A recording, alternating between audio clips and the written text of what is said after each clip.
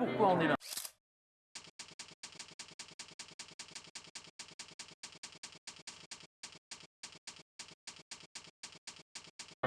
Ah, on est là parce qu'effectivement, nous on veut un retrait complet du projet de loi, qui réforme le code du travail et le Khomri, hein, et que là on est à l'occasion d'une réunion qui est ouverte à tous les sympathisants socialistes, à tous les sympathisants de gauche, aux représentants syndicaux. Donc on est dans une réunion du parti du gouvernement, ici, qui est en train de promouvoir cette réforme et de casser le code du travail. Donc on vient ici, alors sachant qu'il y a le député maire Frédéric Cueillier, un ancien ministre lui-même, complètement très ami avec Macron, qui vient régulièrement faire ses courses à Boulogne, voir l'ancien ministre dans sa mairie. Donc on est là en fait un petit peu pour sensibiliser et surtout montrer notre colère encore une fois contre ce projet de loi.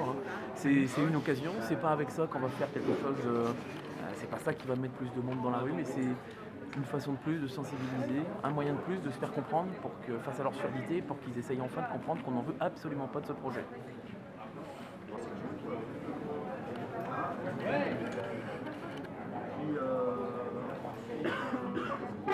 Si vous n'êtes pas d'accord, c'est pour... vous pouvez sortir.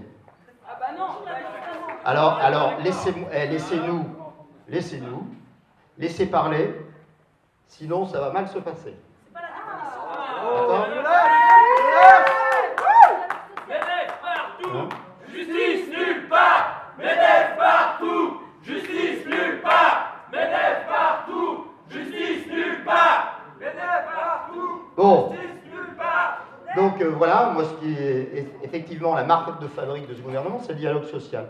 Aujourd'hui, cette réunion-là, c'est aussi pour avoir ce sentiment, votre sentiment, aussi cette approche que les uns et les autres, pour pouvoir effectivement porter, je dirais, nos remarques au plus haut niveau s'il le faut. Un texte qui n'est pas encore un texte définitif, rappelons-le, qui est un texte, un avant-projet, puisque le projet de loi interviendra, mais sur lequel, étonnamment, il y a beaucoup de gens pétris de certitudes et beaucoup de personnes qui en sont pétries sans avoir vu le texte, puisque finalement, tant qu'il n'est pas passé en Conseil des ministres, la teneur même du texte n'est pas, là encore, définitive.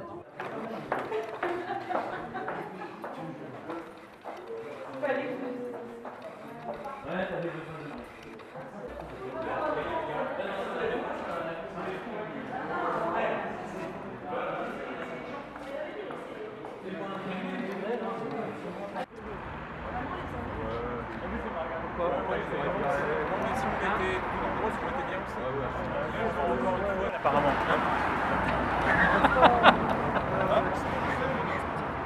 Bon, ça ne rien. Ah non, pas toi.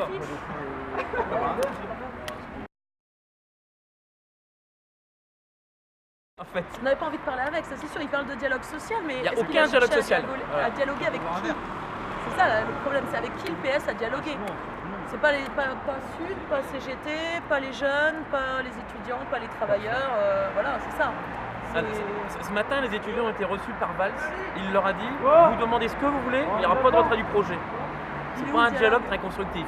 Déjà, sachant que les jeunes veulent le retrait, voilà. Nous, on n'a pas été consultés. Solidaire, pour Solidaire Sud, ils ont rattrapé le coup hier soir parce qu'ils se sont aperçus qu'ils avaient oublié de nous inviter à des réunions. Donc hier soir, ils se sont dit oh bah tiens, venez un coup voir ça. Mais pareil, il n'y aura pas de retrait. Et là, c'est pareil. Là, Jean-Claude Etienne indique qu'il y a du dialogue. Et finalement, sa réaction, c'est non, les opposants, voilà, taisez-vous, etc. Donc, quand on se tait, c'est pas du dialogue, c'est un monologue. Qui sont des questions qui méritent autre chose que des slogans un peu rapides, mais qui, au contraire, nous amènent aussi à être précis et à aborder les choses avec non seulement pédagogie, mais échange.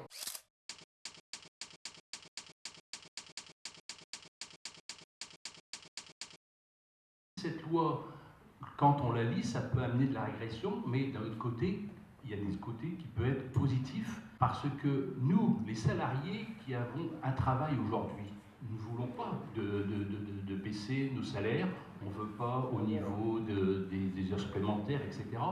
Par contre, celui qui n'a pas de boulot, ils en ont marre que ce chômage dure et dure, qu'ils ne trouvent pas de solution. Pour eux, ce qu'ils veulent, c'est retrouver un boulot. Donc même quand on leur parle, écoutez, je m'en fous de votre loi, Je veux retrouver du boulot. Même, il y en a qui disent, je voudrais même travailler pour rien. Il y a des personnes que je vois à longueur d'année. Ils signent un contrat de travail. Et quand je vois le contrat de travail, t'as vu, t'as signé que t'as une mobilité. Oui, je le savais, mais je voulais à tout prix du boulot. Alors c'est vrai que les salariés aujourd'hui sont contre cette loi, parce qu'il y a derrière, il y a des choses qu'on va devoir revenir. Mais bon, on verra comment ça se passera par la suite. Mais les personnes qui ne sont pas contre cette loi, ben, c'est ceux qui n'ont pas de boulot. Et ça, à un moment donné, ben, il faut faire quelque chose.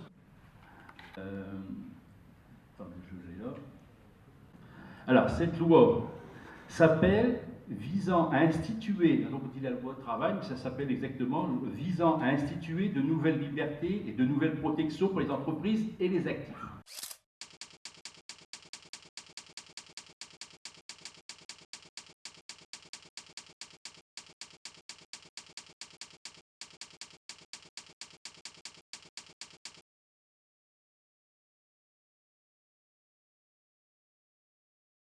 Moi j'étais venu, apparemment c'était public, donc, mais on voit qu'il y a beaucoup de sympathisants socialistes. J'étais venu voir un peu comment le Parti socialiste approchait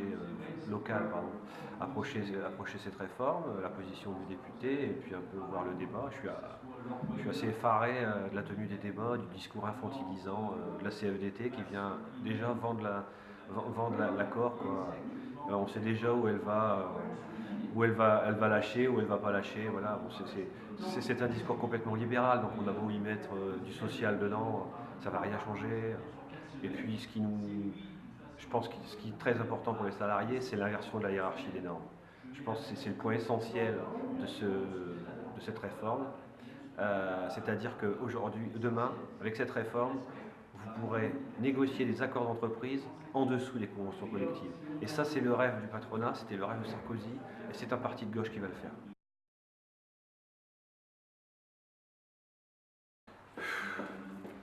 Je ne suis pas faire comprendre. D'accord. Chacun a sa façon de procéder. Le moment, l'essentiel, c'est qu'on se retrouve dans la rue pour obtenir le retrait de la réforme. Donc il faut convaincre. On nous cite toujours l'Allemagne, l'Espagne, l'Italie. Ils font ce qu'ils veulent là-bas. On parle de concurrence. Ils travaillent à 4 € de l'heure. Ici, en France, on a un système social qui est bon. C'est quand même notre histoire. On nous a expliqué à la télé qu'en 2008, on a passé la crise parce qu'on avait un bon système social. Pourquoi ce système social, on veut le remettre en cause? Ensuite, on a un président de la République qui nous a expliqué en 2012 qu'il fallait faire tout pour les jeunes. Faisons pour les jeunes. Les salariés, c'est bon, ils ont ce qu'il faut. Faisons pour les jeunes. Parce que là, ce qu'on va faire, ça fera rien du tout. Hein. Ça sera que repoussé, à chaque fois. Tu as raison, mais ce qu'il y a, c'est que dans les entreprises à l'heure actuelle, je suis pour, hein, les 25%, etc. Le premier, moi je défends ça quand un salarié a ses droits. Bon, alors, est-ce qu'on reste figé sur ces positions-là et puis se faire bouffer par les autres pays parce qu'on est vraiment sur un marché concurrentiel? Quelle responsabilité, nous, salariés en France, on a pour sauvegarder l'emploi? Aujourd'hui, t'en as même pas. Aujourd'hui, chez nous, il y a des entreprises en Belgique. On envoie tout en Belgique. Hein? Tout en Belgique. Difficile. On pourra mettre le nouveau code du travail, ils le feront quand même. Parce que c'est moins cher. Et que ça marche ou que ça marche pas. C'est bien pour dire que nous sommes vraiment sur un marché concurrentiel, il faut se battre. Et il faut se battre avec les mêmes armes. Heureusement qu'en France on a le SMIC, c'est vrai qu'il faut passer par l'Europe sociale. Et dans cette période-là où il y a vraiment de la concurrence, où il y a du dumping avec les salariés, des Roumains, des Polonais, enfin tout ce qu'on veut. Que fait-on à la place? Là, on dit on veut pas de chômage partiel, on veut pas. Je connais le dossier. Hein. Question politique aussi. Ils ont fait l'Europe. 50 ans qu'ils ont fait l'Europe, ils ne sont pas capables de mettre un président européen. Ils ne sont pas capables de mettre un gouvernement européen. Tu sais bien. Non mais attendez, ça fait quand même plus de 50 ans. Qu'est-ce qui a l'argent? Les entreprises. C'est les financiers qui ont les capitaux. Les financiers, entre parenthèses, ils nous ont mis dans la merde. Voilà. Le politique essaie justement de gommer les méfaits de l'économie mondiale, donc personne directement est responsable. Il faut bien trouver, j'allais dire, des solutions et puis faire quelque chose pour dire qu'il ne faut pas se laisser enterrer. Quelle autre solution on me donne? C'est ça ma difficulté. Ouais, donc Guy Laplatine, je suis délégué syndical à Auchan. On s'est déjà rencontré d'ailleurs. C'est le travail du dimanche, entre autres. Après, vous êtes venu à Auchan dénoncer le travail du dimanche à l'époque. J'attends toujours votre courrier d'ailleurs, il ne faut pas arriver. Hein. Enfin, il va peut-être arriver. Moi, je vous charrie un peu. Alors, je vais faire un peu de provoque, hein, mais moi, je suis pas au PS, hein, je suis là en tant que syndicaliste et homme de gauche. Alors, je vais vraiment faire de la provoque. Hein. Sarkozy l'a rêvé, Macron l'a fait. Hein. Quel déni par rapport aux 35 heures. Putain, mais j'ai le boule. Je suis pas syndicaliste, je suis pas un homme de gauche pour entendre des trucs comme ça. La concurrence, je veux bien. Avec qui? Les Chinois? On va s'aligner sur qui? Ah, franchement, j'ai les boules. Ah, j'ai les boules, putain, c'est terrible. J'ai mal au derrière, c'est infernal. Non, mais... On est nombreux, hein? Non, mais... Ah, il faut acheter de la pommade. Hein. Ton analyse, moi c'est pareil, je suis comme toi. Et à un moment donné, que peut-on proposer d'autre? 30 ans. Bonsoir, on est des militants, on n'est pas des gens résignés. C'est pas un discours de gauche, c'est un tour. La gauche, elle doit faire rêver, la gauche, elle a des projets. Les 35 heures, c'était un beau projet, ça fait des rêves. Ça fait des repas d'être résigné. Vous vous rendez compte un peu du discours qu'on entend là? Mais on va dans le mur. On nous dit que les parlementaires, dans 3 ans, vont voir la copie. Quel parlementaire? Qui c'est qui sera réfère? Ils vont faire pire. Et on aura mis le doigt dedans. Il va falloir expliquer quand on sera dans l'opposition. Je suis avec vous, hein, bien sûr. Peut-être pas au PS, mais j'y serai. Qu'à l'époque, on a fait passer des trucs qui étaient presque plus libérales que ceux contre qui on se battait. Le mandat qu'on a donné au président, je suis un peu fâché, hein, excusez-moi. Le mandat qu'on a donné au président en 2012, c'était pas ça. C'était tout le contraire de ça. On donne raison à la finance. Les méthodes, les grandes lignes que la finance impose à travers la concurrence et la peur du chômage, ça veut dire précariser de plus en plus, ça veut dire enrichir les riches, appauvrir les pauvres, hein, qui sont coupables de ne pas travailler assez d'ailleurs, hein, travailler plus pour gagner plus, c'était ça. Et bien c'est exactement ce à quoi on est en train d'assister. Alors, ça va libérer du travail pour les jeunes. Bah oui, on va gérer les vieux. Moi, vous savez, à Auchan, c'est pas compliqué, hein. Plus de 50 berges, avec les indemnités prud'homales qui sont plafonnées. Il n'y aura même plus de départ conventionnel, parce qu'on s'est donné du mal à négocier à la CGT, tu sais. Hein. Fini, on n'aura plus. Ah non, attends, ils vont provisionner les départs. Et puis, effectivement, ça va libérer de la place pour les jeunes qui coûtent moins cher, qui travaillent plus. Ils ont peur du chômage, hein. Ils sont prêts à décrocher la lune pour avoir du boulot. Enfin, merde. On ne s'est pas battu pour ça, quand même. Puis quel déni par rapport aux 35 heures. Enfin, il faut revoir la copie. Il faut revoir la copie de ce truc-là. On ne peut pas laisser passer un truc pareil, quoi. C'est un truc... Enfin, franchement, c'est... Moi, je suis indigné. Je suis indigné par ce que j'entends. Je suis indigné par les positions qu'on peut avoir par rapport à ce texte. Je n'accepte pas de me résigner de cette façon-là. Donc, dans le texte, il y a des choses on n'est pas d'accord. Hein. C'est indéfendable, Dominique, c'est indéfendable. Oui, mais est-ce que, là, au niveau du politique, lorsqu'il y a une entreprise qui veut s'installer, que ce soit au niveau du conseil départemental de la région ou même de la CAB, lorsqu'il y a une entreprise il y a des aides qui arrivent, demain, crois-tu qu'un parlementaire, quel qu'il soit, de droite ou de gauche, il va là au champ, il va dire « Monsieur, je ne suis pas d'accord la façon dont vous gérez l'entreprise. Dis-moi, est-ce que ça va être possible ?» C'est pour avoir des gens qui ont le courage de faire ça. Dis-moi le parlementaire. Je vote à gauche, c'est pour avoir des gens qui ont le courage de se dresser devant les patrons, qui sont tout puissants actuellement. Je reprends ma question. Je vote à gauche pour ça. Si des parlementaires de gauche vont voir Mullier, l'ensemble des parlementaires de gauche vont voir Mullier au niveau national en disant « Monsieur Mullier, ce que vous faites, comme vous gagnez de l'argent en France, ce que vous faites, c'est indéniable. Dis-moi ce qu'il va faire Mullier. » Non mais par rapport aux parlementaires, c'est pas le problème des parlementaires, c'est que si l'image des syndicats qu'on montre de gens résignés, qui acceptent un discours pas possible sur l'hyper-concurrence, eh ben je peux dire que le rapport de force qui pourrait faire qu'éventuellement, en leur donnant de l'espoir aux salariés, en faisant en sorte qu'effectivement ils adhèrent et qu'on ait un rapport de force, c'est pas le parlementaire tellement, moi je parle en tant que syndicaliste. Hein. Eh ben c'est le salarié. Eh ben actuellement ils adhèrent plus, pourquoi? Ils y croient plus. Pourquoi? Parce qu'on a l'air tellement résigné, on a l'air tellement abattu par rapport à ce qui se passe qu'effectivement ils viennent plus et il n'y a plus de rapport de force. Et tout le monde est dans le pragmatisme résigné. Les parlementaires, et puis notamment les parlementaires de gauche. Moi ça me... Enfin franchement, je suis indigné.